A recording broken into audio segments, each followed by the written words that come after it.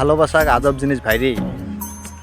কারোর জীবন আবার সুন্দর করে সাজিয়ে দেয়, আবার কারোর জীবন জনম জনম কেড়ে নেয়। এই দাদাটা 2 বছর নিজের সর্বস্ব দিয়ে ভালোবেসে যখন প্রেমিকা অস্বীকার করে, তখন ভাঙা হৃদয় সহ্য না করে দাদাটা এক মুঠো বিষ খেয়ে আত্মহত্যার পথ বেছে নেয়।